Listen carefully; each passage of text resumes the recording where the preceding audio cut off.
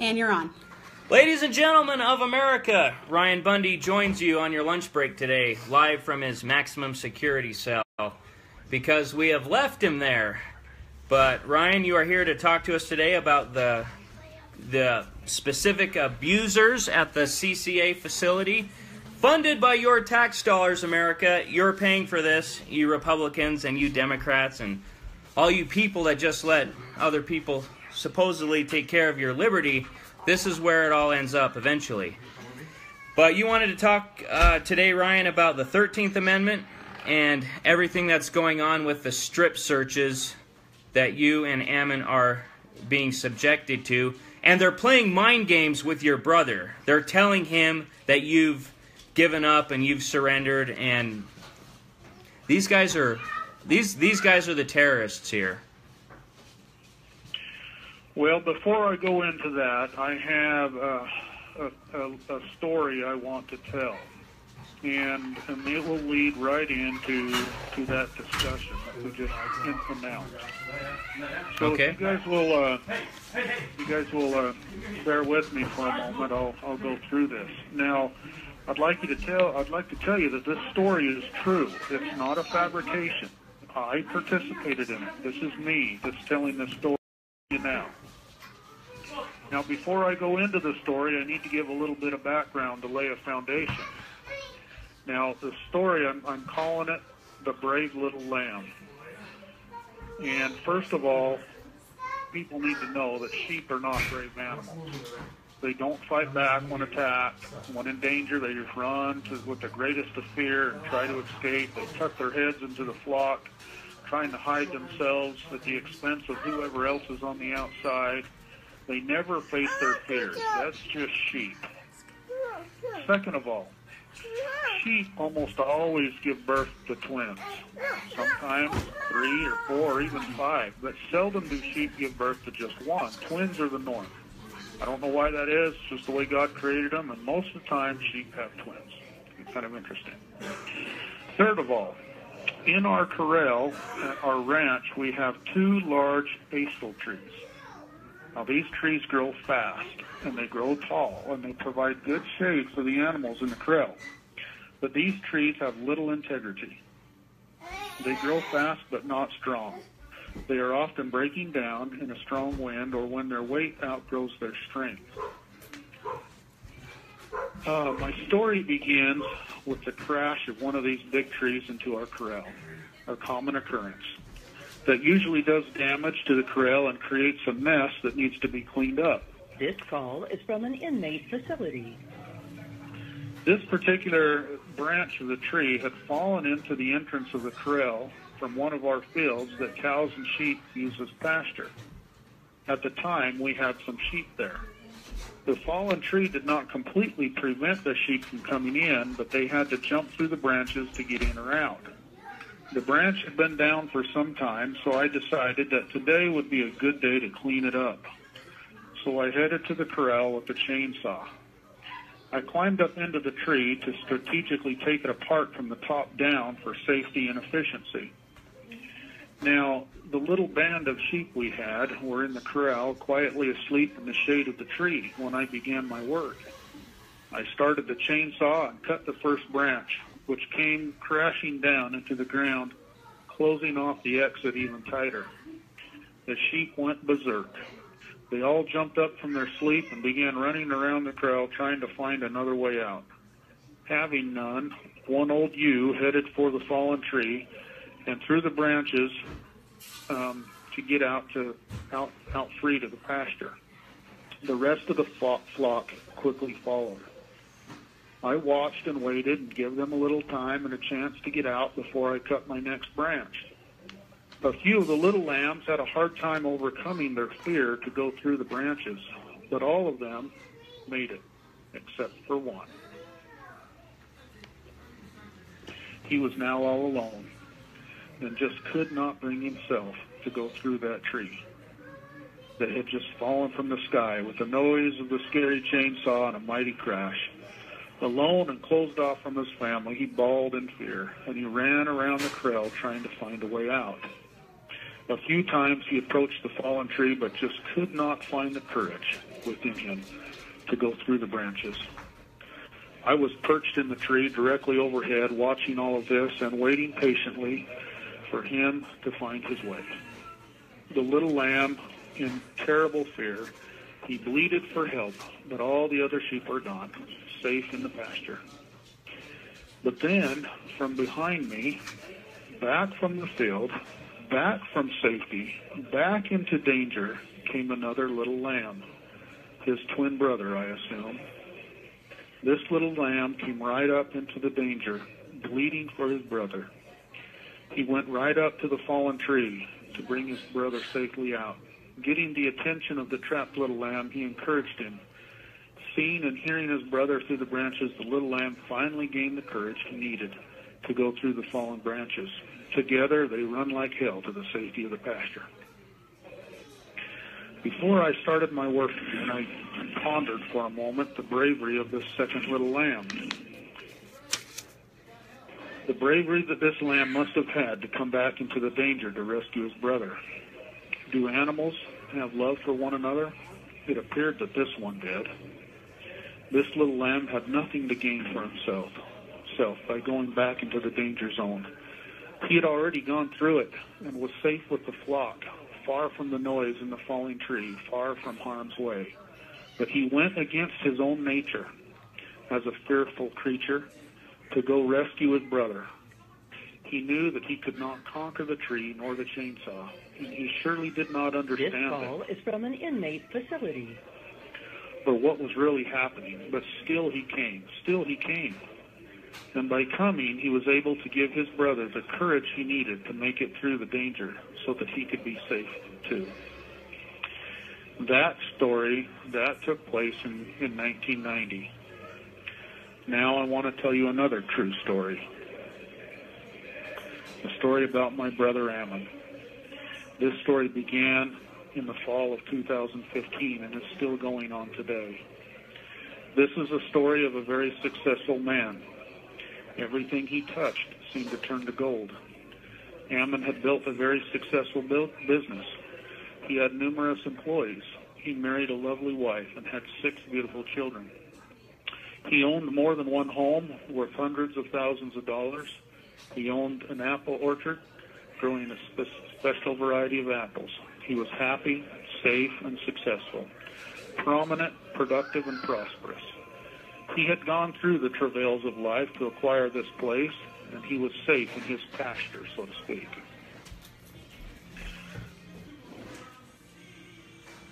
But then he heard the cry of his brothers, Dwight and Stephen Hammond, who he had never met. They were in peril. Their world was crashing down around them. Hammond at first said to himself, I am busy. I don't have time. I have work enough for myself to do. I don't want to get involved. But then the Spirit of the Lord rested upon him and said, learn all that you can about the Hammonds. Hammond stayed up all of that night reading everything he could find about the Hammonds. He learned lives. The Lord said to Ammon regarding what was being done to the Hammonds, I am not well pleased. So Ammon went against human nature to preserve just himself, and he went into the danger zone to help his brothers. The problem with this story is that the ones who are causing the world to crash do not care about life or liberty of the Hammonds nor Ammon. They are not waiting for them to get to safety. Instead, they design to trap and to destroy all lambs. Neither Ammon nor the Hammonds have made it to safety yet. I do not know what the Hammonds are going through, but Ammon, they are giving hell. These beasts do not like a rescuer. They despise them the most. Ammon is being treated with a horde of inhumanities. The latest is a complete disregard for his religious beliefs, to be morally clean and modest. They forcefully strip him naked and throw him in a cell without clothing, sexually assaulting him by pornographically filming the stripping and saying they want to watch him shower naked. They are violating many of his rights, more than just this. Ammon had nothing to gain for himself by In coming the to event a help third-party call is detected, your call will be terminated without warning. Ammon had nothing to gain for himself by coming to help the Hammonds. Nothing. But still he came. Still he came. The same can be said for the many who came to the Bundys to help the Bundys and to protect the people in 2014. These men also are heroes. These men are deserving of medals of honor. Medals of honor, not prosecution for fabricated crimes they did not commit. Theirs also is a story of love and bravery in the face of great danger. It is time This for the call rest. is from an inmate facility. It is time for the rest of the flock to muster the courage to stand up for what is right, to go against the nature of self-preservation, to save not only their brothers, but ultimately themselves and their freedom. There comes a time when men must, for righteousness' sake, make their choices based upon correct principles rather than upon self-preservation or for their paycheck. Who's on the Lord's side who, I ask. Now is the time to show. We ask it fearlessly, who's on the Lord's side who. Choose the right, let the consequence follow. Battle for freedom in spirit and might. And with stout hearts, look ye forth till tomorrow. For God will In the event a protect you. third-party call is detected, your call will be terminated without warning. God will protect you in doing what's right. So that's my story.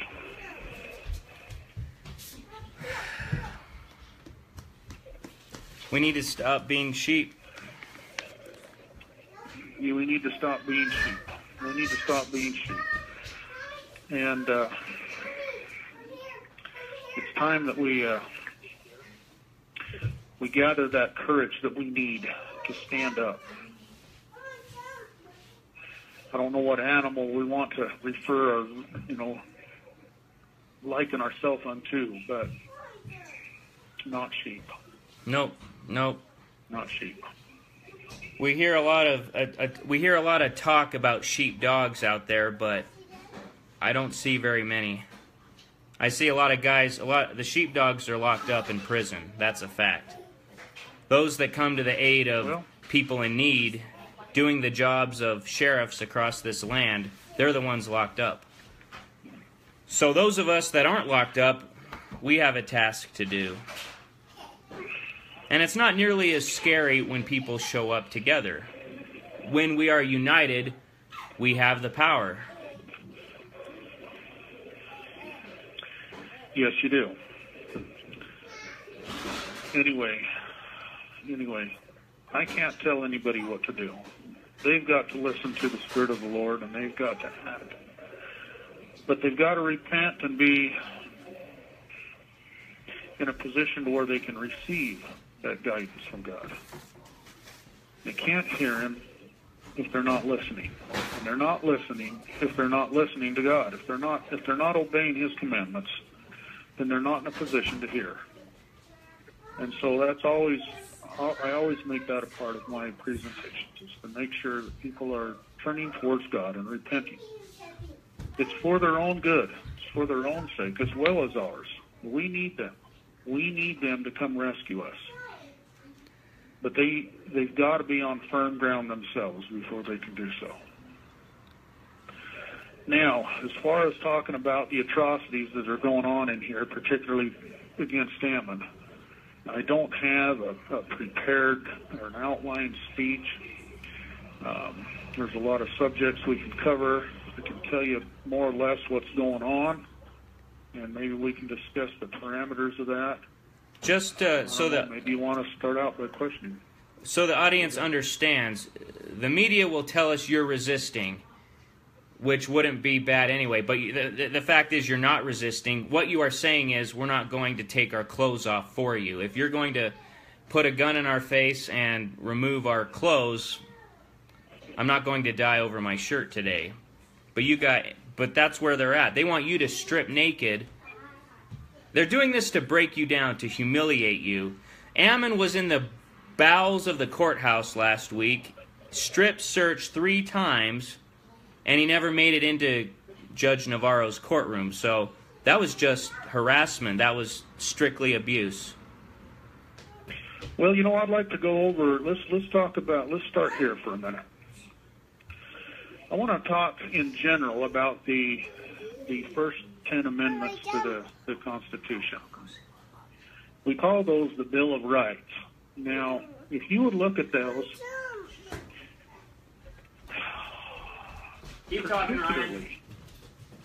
Okay, half of the Bill of Rights, half of our first 10 amendments have to do with protecting those who are accused of crimes. Now, I find that quite interesting, very, very interesting, because of all the things that our founding fathers were doing. They were forming a new government, a government that's supposed to protect people. And they were so concerned about those who are accused of crimes that half of our Bill of Rights is designed to protect the accused. That says a whole heck of a lot. That says a lot. Why was it so important to our founding fathers to protect those who are accused of crimes? Because they had either experienced or witnessed such great abuses against people who were accused before they were forming this government. People listening to this, if you're not familiar with the Declaration of Independence, that was their redress of grievances. Everything in the Declaration of Independence was supposed to be solved by the Constitution of the United States. And we're going through it again. We're going through it again. And you have 1 minute remaining. Anyway, interestingly enough, we didn't have to go through a war. These men, they declared their independence, and they showed why. They listed 27 reasons in the Declaration of Independence why they were separating themselves from England. And it's interesting that many of those were is from an inmate facility. We're incurring those same things from federal government now. Those who do not know their history will be doomed to repeat it. And we are. We literally have the king's men doing what they want, going where they want. Your time is up. Ryan Bundy will be calling back. Stick with us here. Thanks for joining us. Share the message. Try to get a hold of your county sheriff. See if he'll tune in right now, because we need the man that's supposed to protect our property rights, the chief law executive in the county, to do his job. Local police doesn't work for the federal government. They're supposed to protect the people that vote for them, fund their pensions, and pay them to do a certain work. Protecting life, liberty, and property. That is the only legitimate role of government. Anything more than that is going to lead to problems and slavery and poverty and ridiculous people. Freedom's not that complicated. Nowadays you need a license for everything, you need permission for everything, and there's somebody with a gun to make sure you comply. That's not very nice. Ryan Bundy, Hello. welcome back. This is an Amtel operator with a prepaid collect call from Ryan Bundy. Tax dollars at work. To accept this prepaid collect call, press 1. To decline this call, press 2. All phone calls are subject to monitoring and recording. You have $92.65. Thank you for using Amtel.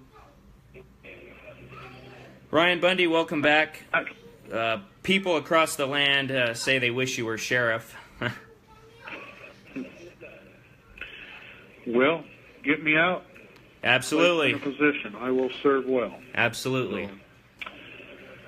Okay, so back to these amendments. It's so important that our founding fathers protect those who are accused, because they saw how the accused are abused and treated. The Great Britain, the king, they abused the accused. They treated them as though they were not not men, as though they had no rights. And so our founding fathers specifically said, the accused shall enjoy the right to this and shall enjoy the right to that. And no person, held to answer for crimes shall be, thus and thus and thus. Twice, twice put in jeopardy. Yeah, there's many things in here. The Fourth Amendment, it says the right of the people. Now, that doesn't specify that it's the accused only, but it definitely includes the accused. Shall be secure in their persons, houses, papers, and effects against unreasonable searches and seizures, and this shall not be violated. No warrant shall be issued, but upon probable cause, supported by oath or affirmation, and particularly describing the place to be searched and the persons or things to be seized.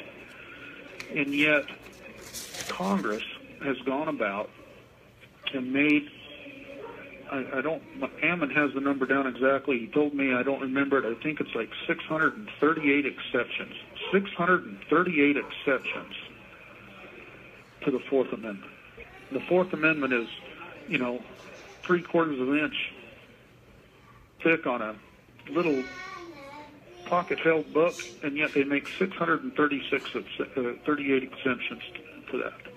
It's amazing. And those are supposed to trump the supreme law of the land, Article 6. Yeah. Well, it's interesting how almost every law has an exception.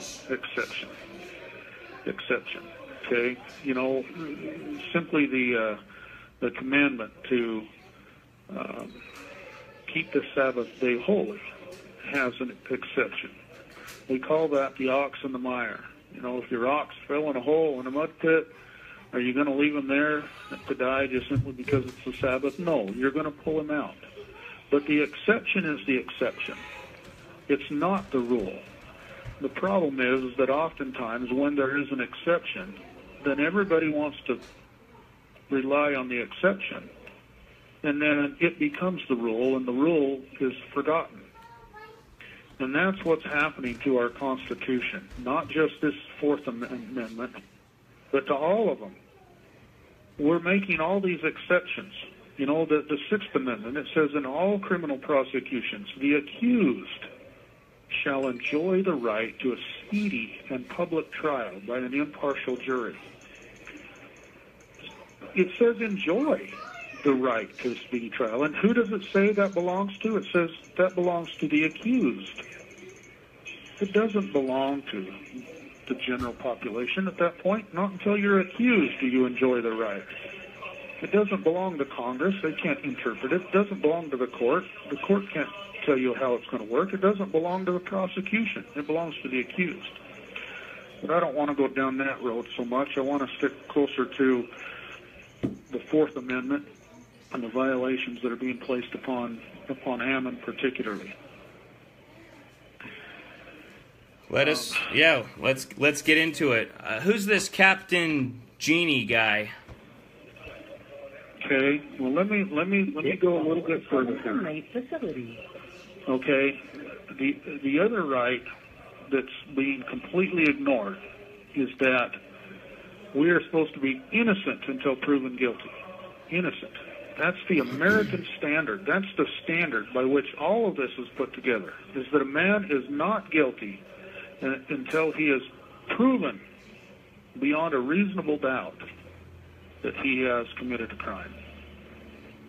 And until such time, he is to be considered innocent. Now, the question I have here is, where in the world is that? I don't see it happening to us. They treat us exactly the same they do as every guilty person in here. There is no innocence until proven guilty. They claim there is. They say it with their words, but they do not. Who is an innocent man, who is a productive man, who is a successful man, who is an honorable man, who has a wife and children, who has a business, has a home. He's an unconvicted man. Unconvicted. And yet they treat him with such degradation. It's embarrassing to this nation. embarrassing to this country that they would treat a man like that.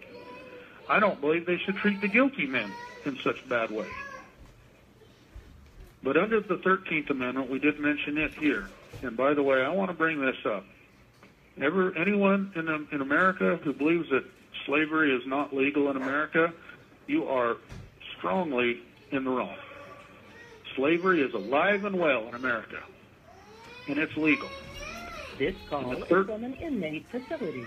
And the 13th Amendment says so. I'm going to read it. It says, neither slavery nor involuntary servitude shall exist within the United States or any place subject to their jurisdiction, except as a punishment for crime whereof the party shall have been duly convicted. Okay, there's the exception again. So when is slavery and involuntary servitude legal? It's after a person has been duly convicted of a crime. Duly convicted. And then they make slaves out of these men. And they make slaves out of people for crimes that aren't really crimes. Anything can be illegal. Yes. Eating bologna on Wednesday can be a crime. Right. Illegal, I should say. Well, a crime's not. It no can't victim. Be a crime. It can be illegal. Right, yes. Lots of things are illegal. But that doesn't make it unlawful. No. There's a difference between lawful and legal. No victim. I'm not going to go down that road either. No victim, no crime. And the ox would thank you for pulling him out of the muck. Yes. Okay. So there is a difference between lawful and legal. Now, again, back to Ammon. He is an innocent man. He retains all of his rights. They have detained him because they claim that he is a danger to society and that he's a flight risk. And so they employ a private facility, and it doesn't matter whether it was a jail run by a government or whether it's this private CCA, Core Civic. It doesn't matter. Either way, they've imprisoned him because of their false claims, unsubstantiated by fact. But they claim that he's a danger to society.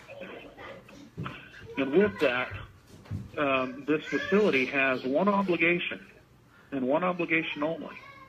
And that's to ensure that he's at trial at the proper time and place. Because why? Because they think he's a flight risk. And so they place him in jail so that they make sure that he'll be there. That's their only objective. That's their only legal objective. But they've taken it upon themselves to believe that it's their objective to subject him to all their wills and their wishes. And they want to strip search him. Now, Ammon has stood his ground, and let me talk about these strip searches a little bit. And it's going to be a little bit graphic, so those with tender ears might want to cover them. But they force us to strip completely naked in front of other men. And their policy even allows for it to be the opposite sex. They want us to shake our testicles in front of them and bend over and spread our cheeks and expose our anus so that they can peer up into it. Of course, then they want us to open our mouths and make sure we don't have anything under our tongue or in our cheeks. And they want us to show them every part of our body. And you guys have been say that this is for. You guys have been completely shut off from the outside world for 18 months. The only way you could even have anything is if the guards gave it to you. Well, and then they claim that, your attorney or your paralegal can bring it in. And so then they want to strip us then. And let me just go down that road a little bit. An attorney or a paralegal, these people that are supposed to be helping, number one, they're considered officers of the court. So they're not really people from the outside. Number two, if they really want to stop contraband or whatever they want to call it from coming in, why don't they stop it at the door? Why don't they search the attorneys and paralegals before they come in instead of allowing them to bring stuff in and then searching us afterwards? They act as if we, because we're in here in these incarcerated, that we have no rights. But the attorney somehow does. Well, let's question that a little bit. Where does the attorney get his rights? Okay, now I'm not talking he himself. He of himself has his own rights, correct. But as an attorney, he does not. As an attorney, he is representing Ammon. Mm-hmm. And so the only reason he has any rights at all is because he inherits those or derives them from Ammon. If Ammon has no rights, then the attorney has no rights. So if he's coming in here to visit Ammon and he has a right to come and visit him because he's representing him, then his rights in that capacity derive from Ammon. But somehow or another, the jail, and I know it's not just this one, it's all across the country. Oh no, that doesn't count. That doesn't mean anything. Ammon's a prisoner. He has no rights. We'll strip him naked, and if he says no, we'll beat him. We'll go in there with 6-8 men to force him, and they will literally rip the clothes off his back, take him off with a pair of scissors to strip him down. Sickos. 100% and sickos. And they claim it's for safety. Oh, it's for the safety of the facility. It's for the safety of the staff and the other inmates. We will negate your personal and individual rights for the security of the whole. Do you know what that is? That is communism. That is communism. And people need to think about this for a second.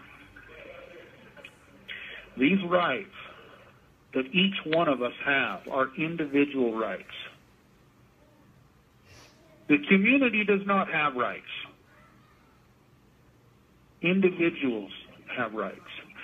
God created man, and he gave each one of them individually rights. Now, if the rights of the individual are protected and secured, then automatically the rights of the whole are protected and secured.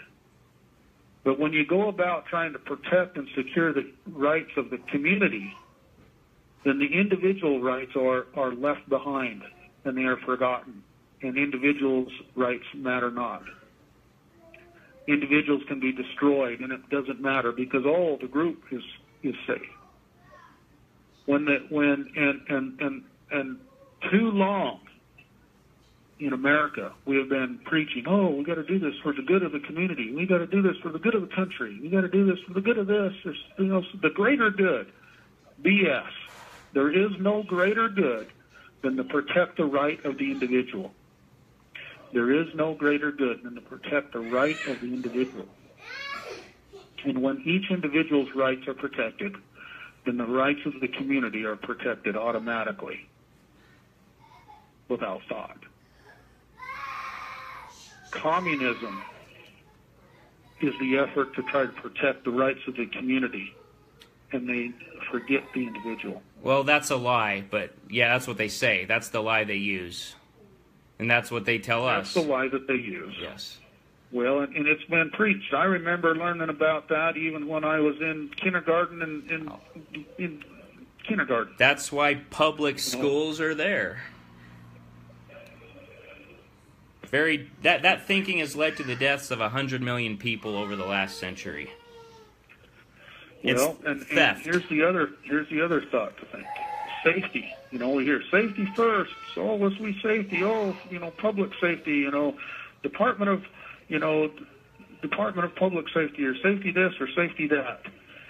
We lose more freedoms in the name of safety than any other thing. Mm-hmm. We got to make our community safe. We got to do this for safety. It's the safe thing to do. Well, it's an easy more freedoms. Yes. Go ahead. It's an easy argument to... You don't like safety. You don't like safe kids. You don't like safe neighbors.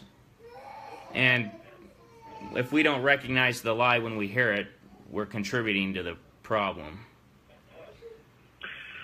Well, what did Benjamin Franklin say concerning security? Yes.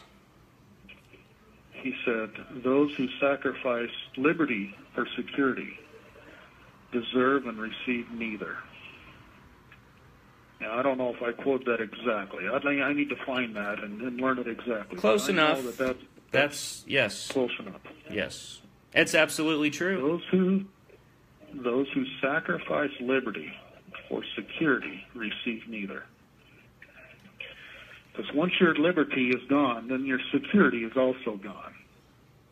And yet, so that's exactly what they're trying to do here in this jail with this strip search. Oh, it's for your safety and for ours, they say. It's for your safety and for ours. This call is from an inmate facility. And they try to convince us that we need to strip naked and do their little porno dance in front of them so that we can all be happy and safe. When in reality, it has nothing to do with safety. And it has everything to do with subjugation, with breaking us down.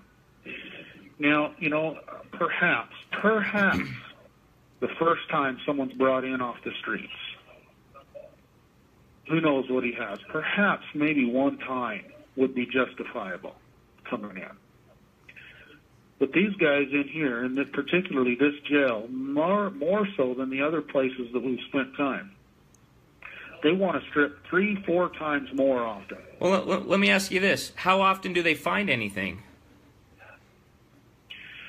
Well, I know that on me they've never found anything. I've been stripped over 100 times, and I have heard, and I do not have this, for fact, but so I'm just speaking off the top of my head here, but I think that CCA here at this facility has been in business here for 15 years or something of the sort, 12, 15 years. And I've heard that in the entire time they've only twice have found anything on somebody. Only twice. And what was it? Was it a knife or was it drugs? I have no idea. Yeah, if it's drugs in your butt, I don't care. I don't know how you're going to get a knife. Yeah. It's stupid. Don't. Tell the people that if you know people in this industry, tell them to repent and get a real job. FedEx is hiring. A lot of people are hiring. Don't do this for a living. This is... You thought the airports were bad. Well, when it comes to security, again, this is where individuals come involved. Is some individuals... You have 1 minute remaining.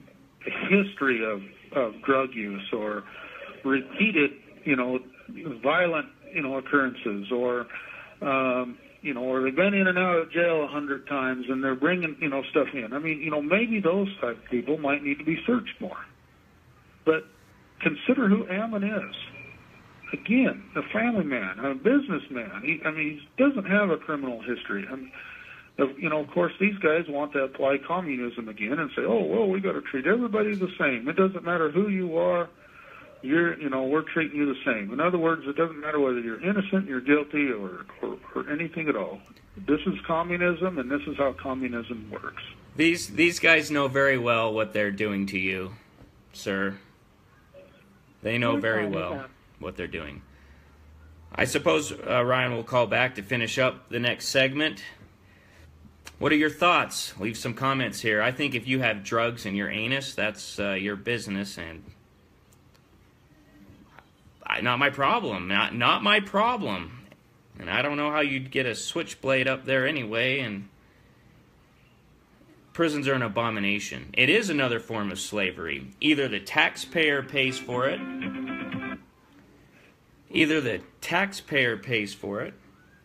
with a prepaid collect call from... or Bundy. the taxpayer pays for it. Prepaid collect call, press 1. To decline, all phone calls are subject to monitoring and recording. You pay have for it. $88.45. Thank you for using Amcal. Anyway, we're back online. Yes, sir. All right. I'd like to talk a little bit about religious freedom. You know, that again is supposed to be protected by the First Amendment. And we all know that fairly well, but it says Congress shall make no law respecting the establishment of religion or the prohibiting the free exercise thereof. Establishing religion or prohibiting the free exercise thereof. Now, Ammon and I, we belong to the Church of Jesus Christ of Latter-day Saints. And in that church, we teach a high moral standard. We have what we call the law of chastity. The law of chastity is that you shall have no sexual relation with anyone except your husband or your wife to whom you are legally and lawfully wed. And that includes a high moral code of dress, not to be exposing yourself, and that nakedness should only be uncovered by your spouse and no one else. And we make certain covenants to the Lord in the Holy Temple, including that and other things. And we are clothed in a holy garment that is supposed to remind us of our covenants, remind us of our obligations to our Father in heaven and to our spouses. The same kind of garments that Moses gave to Aaron. That's right. And this is a sacred thing. This is a sacred thing. And we promise to wear that garment throughout our lives, always. Now, we do have these garments here with us. And I am grateful that they were able to come in and we were able to have them, because they take everything from you when you come in. They do strip you naked and take everything from you. And so I do feel blessed that we have our temple garments with us. But now to these strip searches, they want to oftentimes remove them and view us. And we endured it for quite some time. We endured it to the point that it become over the top, become too much. Again, as I mentioned, up there in Oregon, we were there for 9 months. They did strip searches there occasionally, but not very often. Not very often. We went through 8 weeks of trial, every day to the courthouse and back, never strip searched. Never strip searched. I think one time out of 8 weeks. We had numerous visits with our attorneys, and yes, sometimes we were strip searched and sometimes not. This call is from an inmate facility. We moved about the facility, and we were not strip searched very often. We were strip searched some, but not very often. But you get down here to Nevada Southern Detention Center of Core Civic, and they strip at least 4 times more often. Now, I've been strip searched more than 100 times. But down here, if we went by NSDC's policy, if we went to trial, and it's anticipated that our trial is going to last, probably 12 weeks, and if we had a few attorney visits in the midst of the trial, if we were strip searched according to NSDC's policy, I'd be strip searched 255 times during trial. 255 times. I might as well just run around naked and not put my clothes on at all. Yeah. Okay? And that is not appropriate.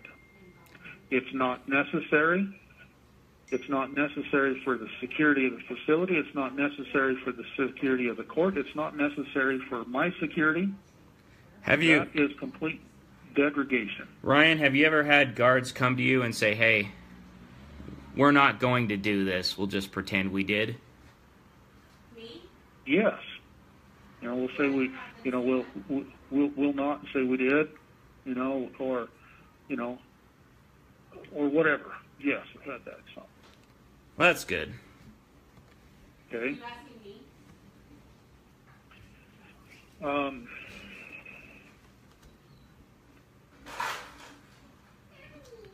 But with the over-excessive strip searching that this facility does, it became too much. And finally we said no more. Now, both Ammon and I made that decision in late January. And since late January till now, except for the times we've been forced to be stripped, we haven't voluntarily stripped. Now, this has put a damper on our visits with legal counsel, with attorneys, paralegals, etc., which we have a right to do. So basically what they're trying to do is make us choose between rights.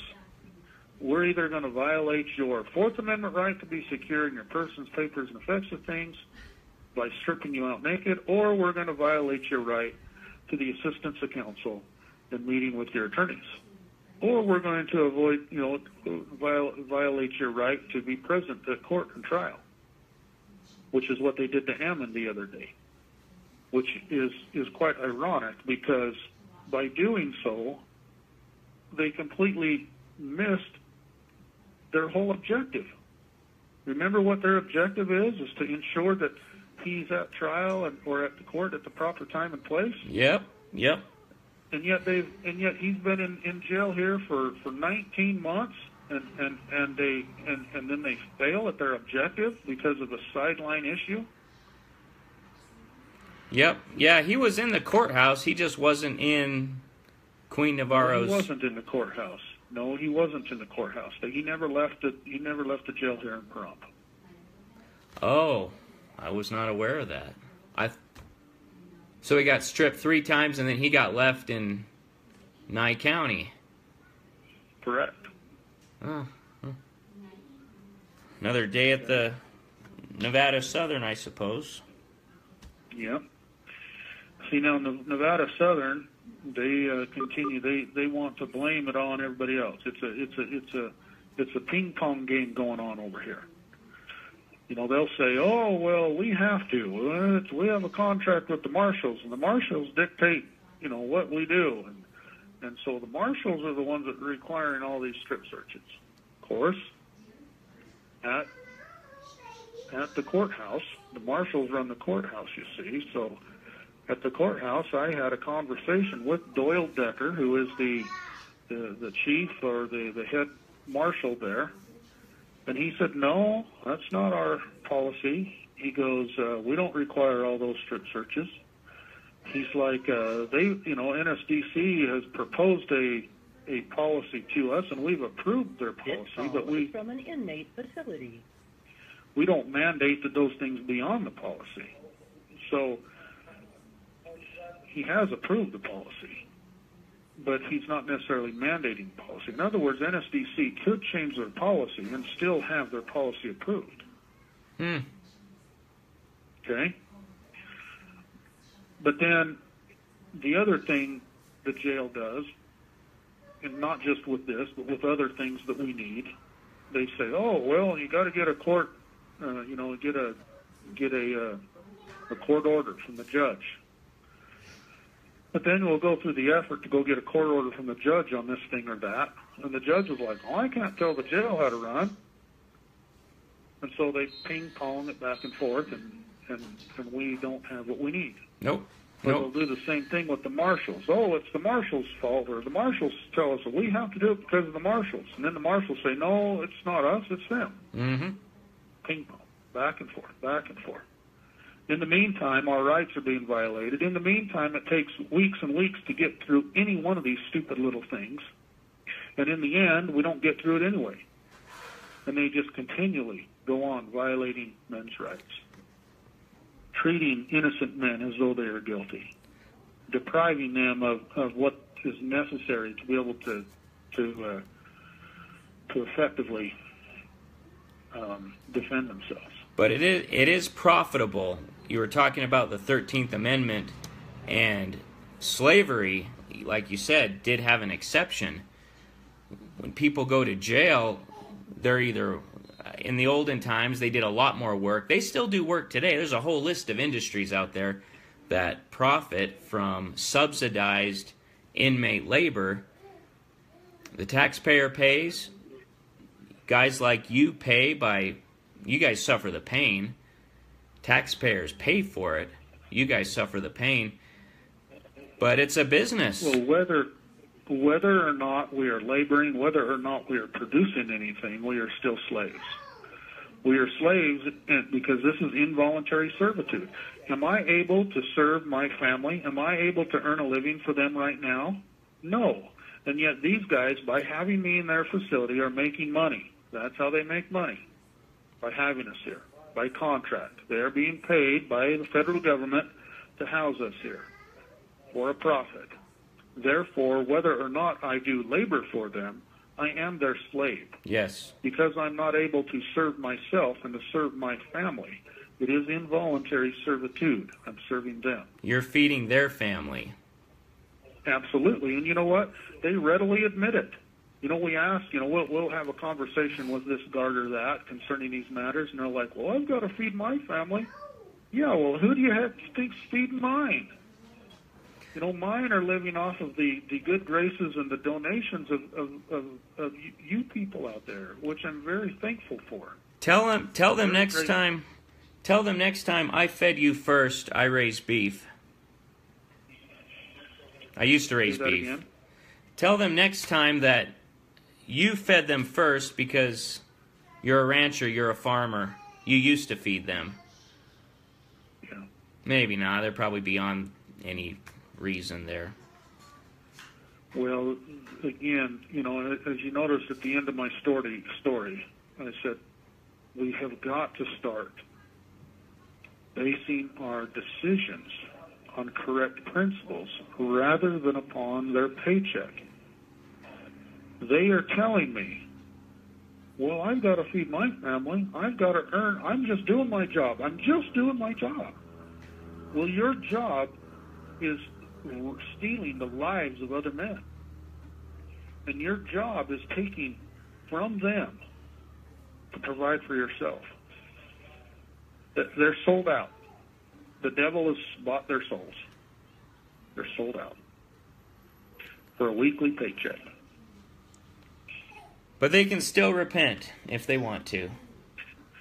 They can, but repentance don't come until they repent. It doesn't come automatically. Nope. You've got to change. You've got to ask forgiveness. You've got to try to undo the damage you've done. Repentance doesn't happen automatically. Is there anything else you would like to cover today, Ryan? Well, again, I don't know what to specifically ask people. I can't tell you what to do. All I'm telling you and asking of you is you've got to do something. You can't just run to the pasture and consider yourself safe. You've got to be like that brave little lamb. You've got to come back. It's not just us. It's not just me. Yeah, I want to be rescued. I want to come out of this. But it's not just me. There are thousands in my position. And you yourselves are in that position and don't even realize it. Yep. You are all slaves out there. Yep. Slave. If you've got a driver's license, you're a slave. If you're buying a license for this or a permit for that, and you have to ask for every little thing you do, then you're not free. Nope. Freedom is the ability to do what you want to do of your own free will and choice.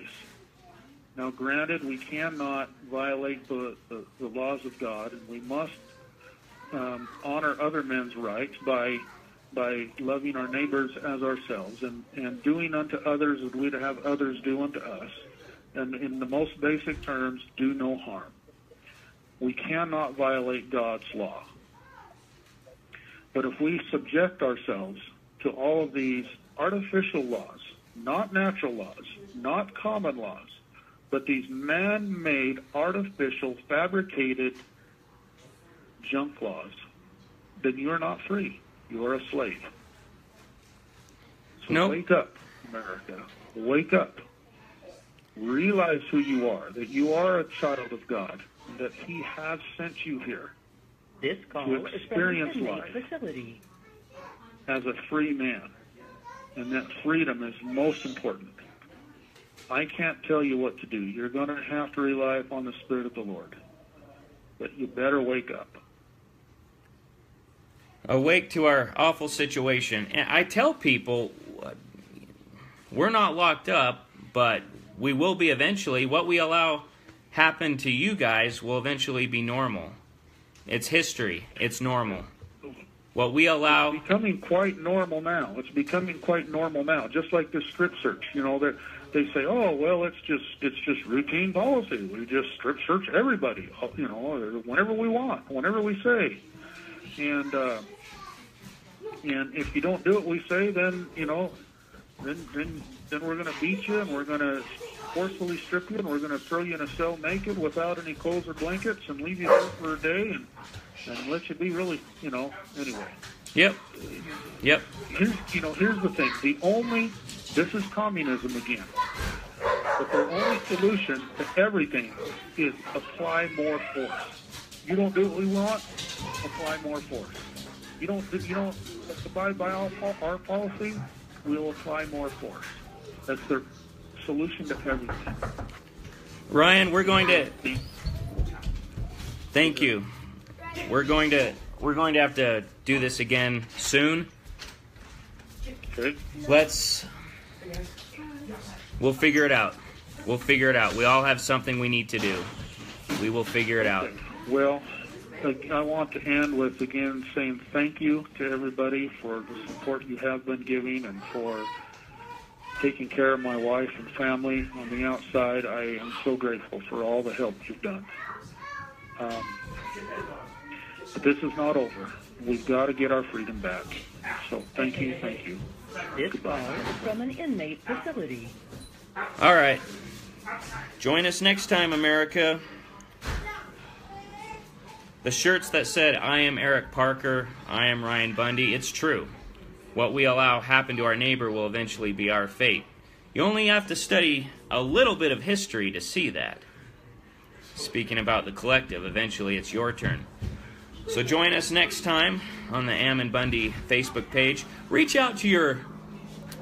don't you reach out to the talk radio guys out there? Glenn Beck, Michael Savage, Chad Benson, Joe Pags, any of these guys. Some of them had Ammon and Lavoie on while they were up at the refuge, and then as soon as Lavoie got murdered, they dropped the story and never heard of him. Hold them accountable. You be the news. You make them cover the truth. Anything else is doing a disservice. See you next time.